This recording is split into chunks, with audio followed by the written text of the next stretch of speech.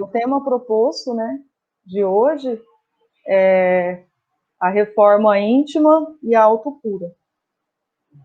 O interessante, acredito que para a maioria das pessoas, quando vai abordar um tema desse, é que são pessoas que justamente não conquistou, né? São pessoas que ainda está no início do processo no início dessa jornada, dessa reforma íntima, né? Dessa tão buscada aí reforma íntima e autocura. E assim, em uma palestra de Haroldo, ele fala de uma maneira muito interessante, né? Que bom seria que os anjos que viessem para falar sobre o Evangelho, né? Sobre a trajetória de Jesus. Mas se esses anjos viessem, não restaria o mercado de trabalho, vamos dizer assim, para os outros tarefeiros, né? Então, a reforma íntima, ela vai acontecer à medida que a gente trabalha, né?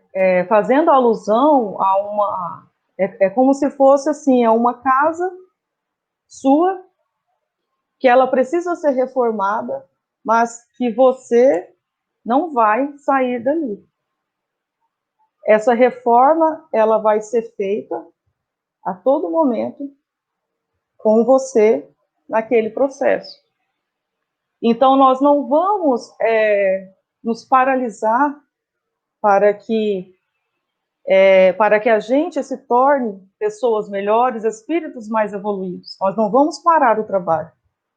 É justamente a partir do trabalho, na seara do Cristo, que a gente vai moldando, né? E a gente vai em busca da nossa perfeição.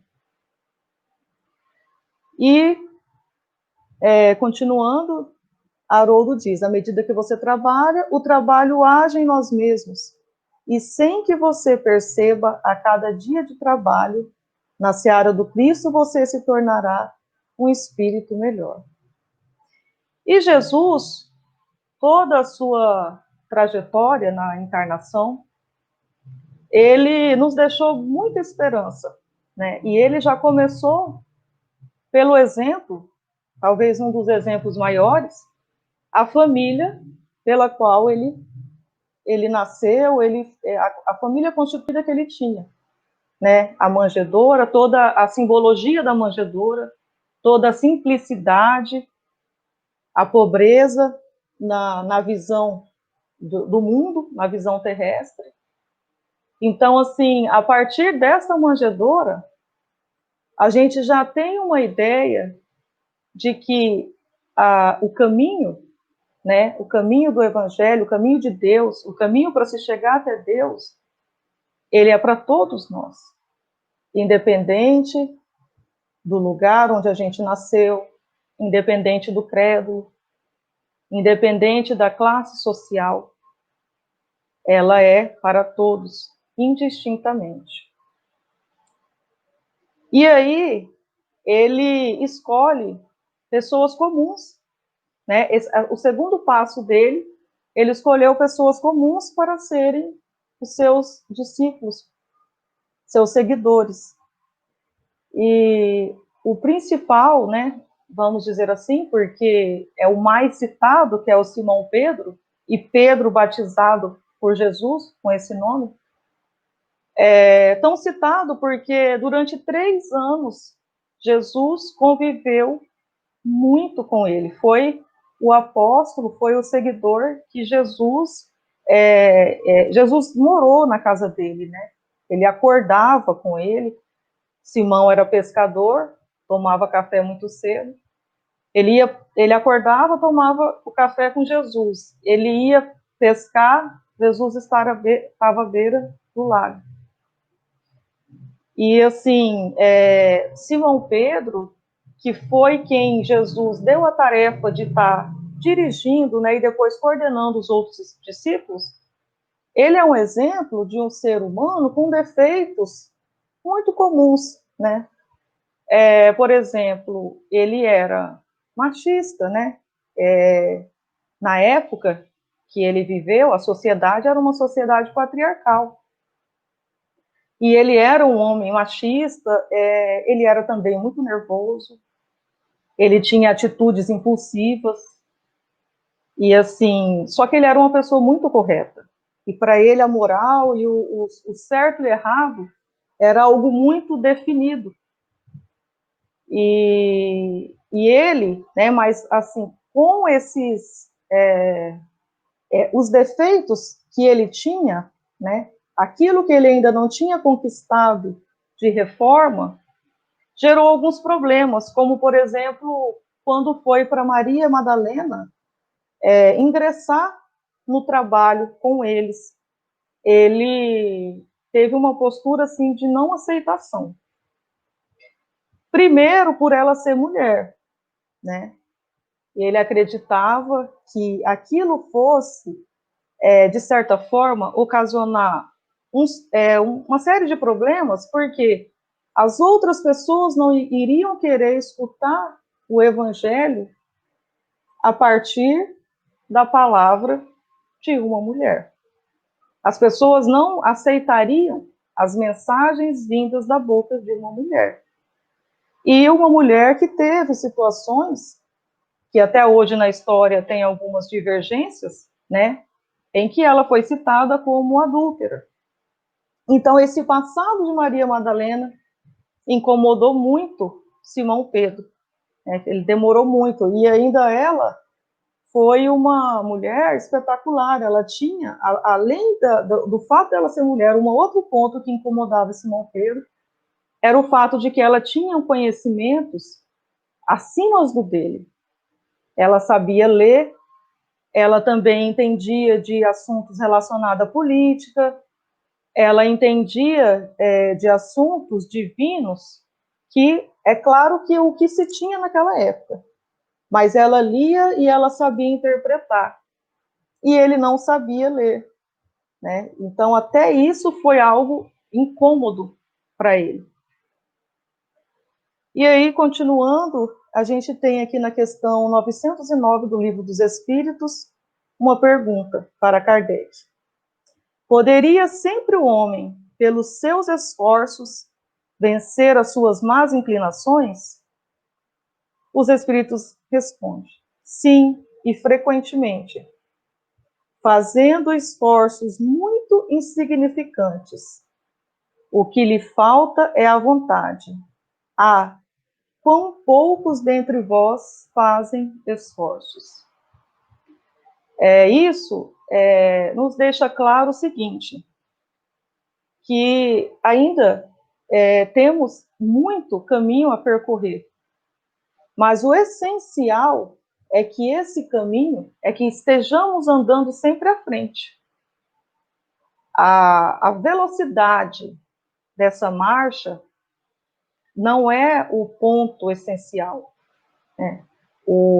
A questão é nós estarmos caminhando voltados para aquilo que Jesus deixou de legado, como o bem comum, como amar a Deus sobre todas as coisas, e, apesar dos ensaios e dos erros, perseverar e continuar com a disciplina.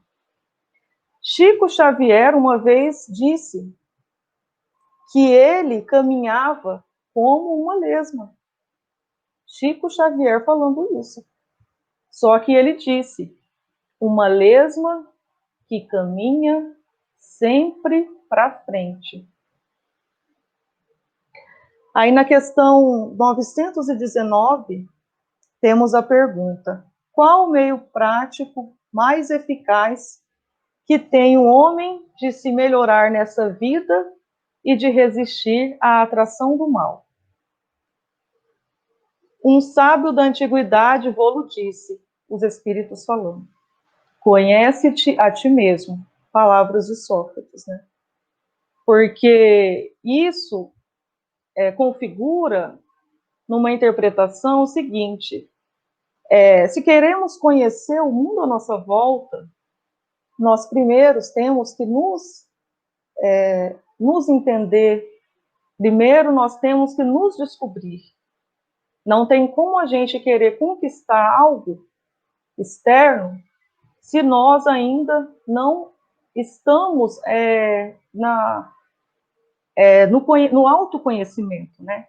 Se nós não estamos faltando do autoconhecimento, nós não vamos ser seres transformadores de nada. Nem da nossa história, nem seremos colaboradores para o projeto que Jesus nos deixou, que não é um projeto político, né? É um projeto divino. Então, essa resposta, conhece-te a ti mesmo, é que só através do autoconhecimento é que se dará o nosso progresso e a nossa evolução. Não podemos negar a nossa própria identidade, né? E esse autoconhecimento, essa constatação, ela não pode ser pelo viés da culpa. Porque a partir do momento que a gente se sente inferior, que a gente fica naquele estado de culpa e de que eu não consigo, naquela leniência, né, que sou assim, né, pau que nasce torto, nunca se direita, nós vamos estar fugindo da mudança. Então, a culpa, ela nos faz fugir da mudança, da mesma maneira que o medo nos faz também fugir da mudança.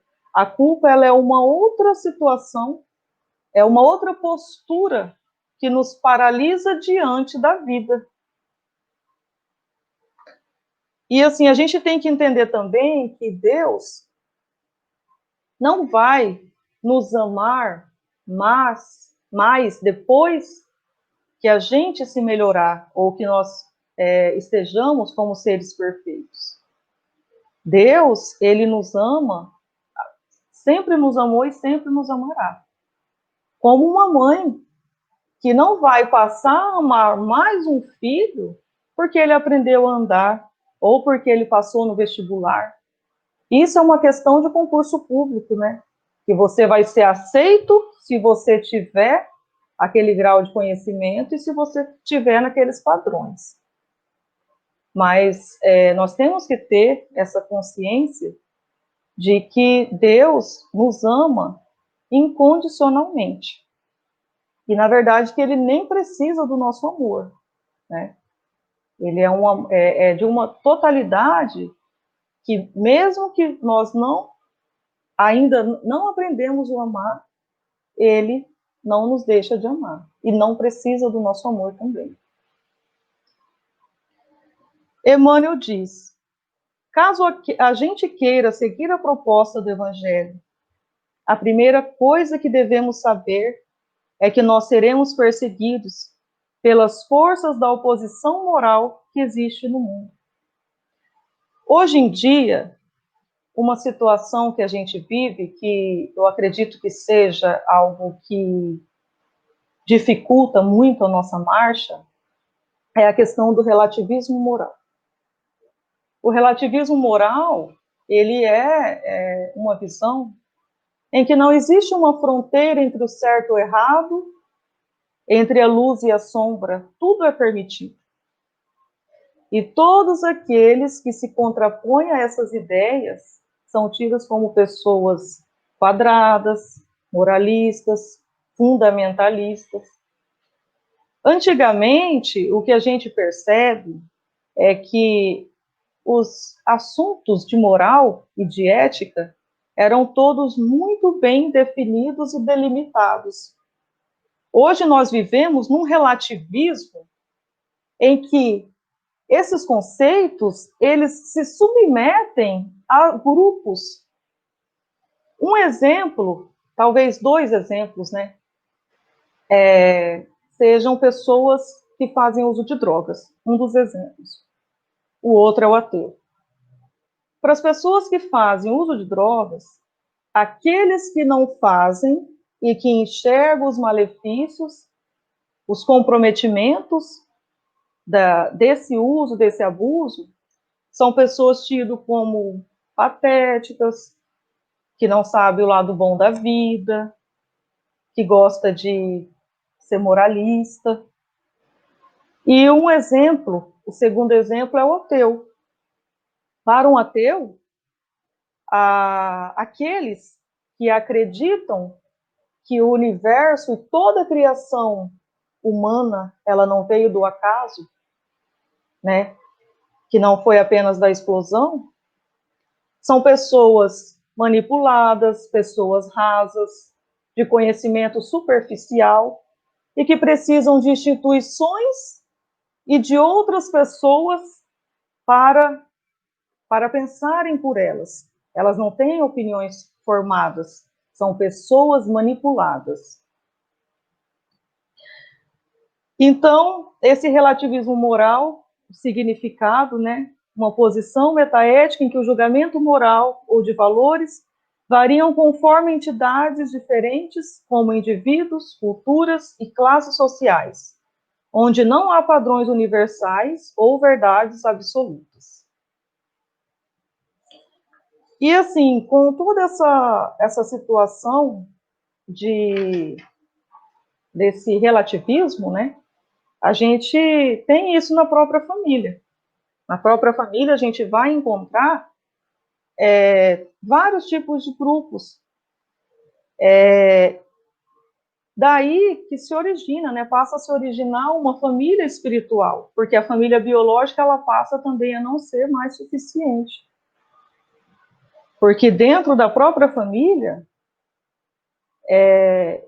esse relativismo, né, esses conceitos, essa questão de, eu respeito aqueles que pensam como eu me identifico, eu respeito as pessoas com as quais eu me identifico, que têm os mesmos gostos que eu, e eu desmereço todas aquelas pessoas que pensam diferentes e que se comportam diferentes perante a vida. E ainda sobre a autocura, ao longo da jornada evolutiva, o ser humano ele sempre considerou como importante algo externo, né? Como cultos, símbolos, imagens. E hoje em dia a gente ainda tem isso muito fortalecido. A gente ainda tem uma expectativa em que um movimento exterior possa realizar isso por nós. E essa autocura, na verdade, ela é intransferível. Nós não podemos delegar isso para ninguém, nem para uma instituição e nem para algumas pessoas. É onde que acontece muito, a partir de um pensamento ingênuo desse, de que a mudança não tem que partir de mim, que uma outra pessoa possa fazer, uma outra instituição possa realizar por mim. A partir de um pensamento ingênuo desse, é que tem os exploradores de hoje em dia sob as mais diversas titularidades, sobre as mais diversas crenças também, né? Que por conta de uma, como se fosse uma troca, né? A pessoa quer ser curada e o outro tem ali a fórmula mágica para fazer a cura, né? É onde acontece muitos enganos aí. Emmanuel diz: Jesus não é objeto de culto, mas modelo de comportamento. E então, enquanto a gente continuar com esses pensamentos ingênuos, nós vamos estar sempre andando em círculo e vamos estar sempre fugindo da mudança. Sempre vamos estar na contramão da nossa reforma íntima, da nossa mudança, da nossa autocura. No livro Fonte Viva, no capítulo 101, ele tem uma questão que fala a cortina do eu. Em verdade, estudamos com Cristo a ciência divina de ligação com o Pai, mas ainda nos achamos muito distantes da genuína comunhão com os interesses divinos. Por trás da cortina do eu, conservamos lamentável cegueira diante da vida. Essa cegueira, né, que a gente ainda tem muito, é uma visão da vida de só nos enxergar, estarmos sempre em primeiro lugar. Então, a partir desse momento que a gente tirar essa cortina desse eu e a gente compreender que existe muito mais além, que existe muito mais vida, que existe diversidade, que a diversidade faz parte da criação divina, a partir desse momento que a gente sair desse egoísmo, a gente vai estar começando a percorrer esse caminho aí de iluminação, de autoiluminação.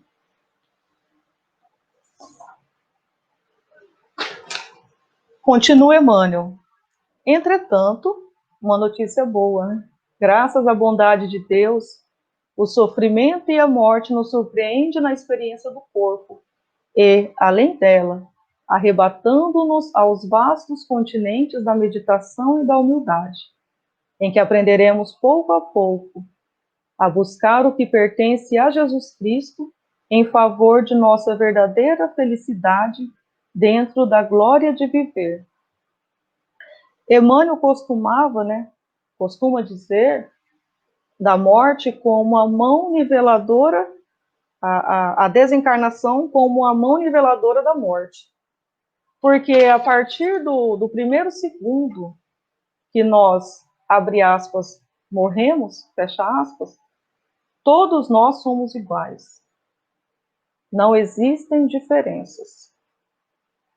Não existem títulos, não existem bens, não existe nenhuma posição superior e nem inferior.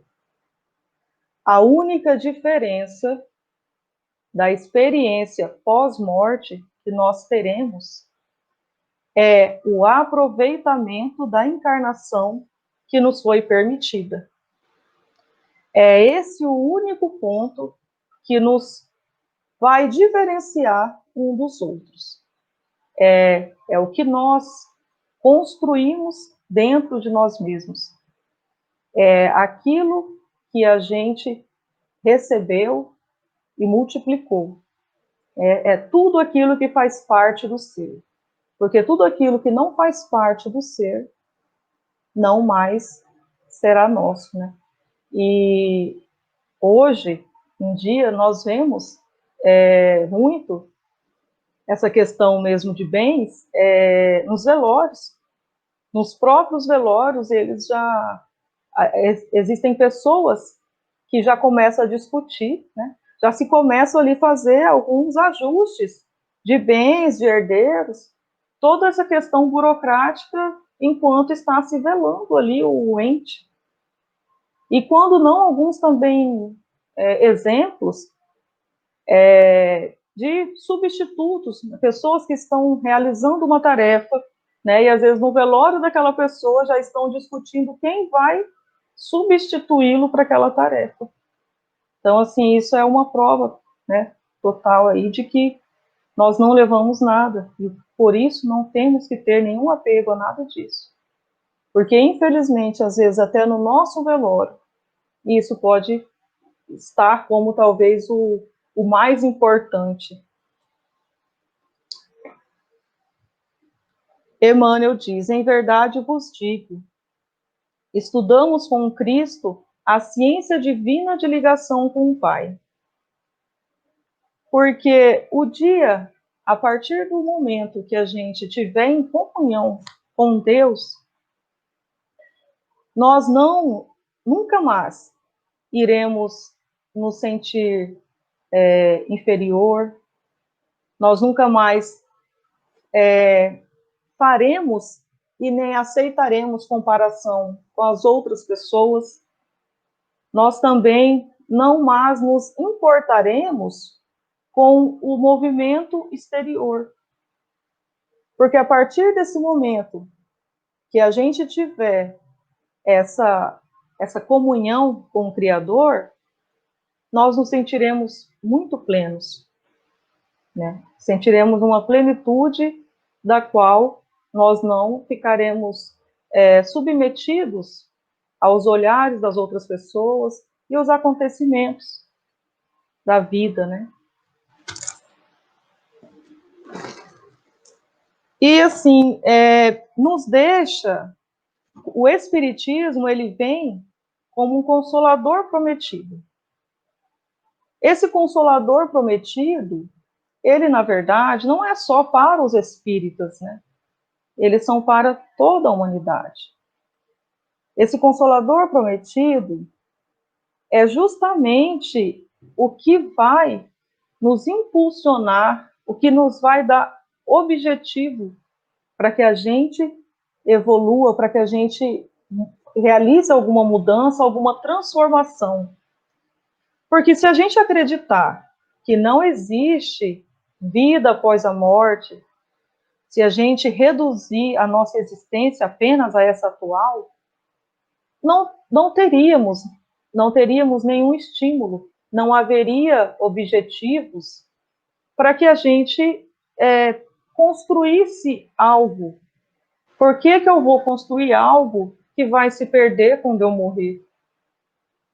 Então, esse Consolador prometido, que é tão citado, ele é justamente essa esperança para que a gente continue na luta, porque nós somos seres eternos. Jesus deixa uma plataforma. Glória a Deus nas alturas, paz na terra e boa vontade com os seres humanos. Tem um texto que eu achei muito interessante, do Divaldo Franco, que ele fala sobre a atual situação que nós estamos vivendo. E eu vou estar usando as palavras dele, vou estar lendo esse texto para a gente fazer o nosso encerramento. Eu tenho a impressão que um anjo, enviado pelo Senhor, compadecido imensamente da miserabilidade do ser terrestre, trouxe um pequeno monstro, invisível a olho nu, que foi soprado sobre a terra, a fim de que as nossas paixões pudessem temê-lo, porque nenhuma arma seria capaz de o vencer nas primeiras movimentações dos planetas e em todas as nações. E penso que esse vírus, vitalizado pelos pensamentos desarvorados das criaturas humanas, pelas ideias de ódio, de presunção, pelos desejos vãos da falsa expectativa de eternidade para o corpo, sempre frágil, que pode ser consumido por uma agulha infectada, pela picada de uma serpente ou pela picada de um inseto. Eu tenho a impressão de que o coronavírus foi o segundo elemento que Deus mandou recentemente, apiedados de uma guerra calamitosa e total, que o planeta terrestre atrasaria infinitamente o seu processo evolutivo. Então, a guerra nuclear, que atingiria algumas nações poderosas e arrastaria as demais no seu caudal de misérias, foi substituída por esse vírus invisível que ataca a todos, em particular àqueles que, por uma afinidade psíquica, neste mundo no qual nós somos co-criadores e co-criador, para nos chamar a atenção e respeitar as soberanas leis, porque nenhum de nós é capaz de imaginar a gravidade dos dias que nós estamos vivendo, e seria de nos perguntarmos: que fizemos do Evangelho de Jesus? Desde que ele se foi, daqueles dias que viveu conosco, não nos deixou órfãos. Ele prometeu que enviaria um advogado para interceder por nós, um consolador para nos orientar, uma voz para repetir as suas lúcidas lições, dizendo às pessoas que se amem e àqueles que o têm como Messias, o Jesus de Nazaré, que se apeguem tremendamente a ele, porque as dores que virão logo mais serão tão profundas que é necessário ter paz para que nada lhe venha acontecer. Eu agradeço a todos que escutaram e espero que possa ter contribuído um pouquinho. Obrigada.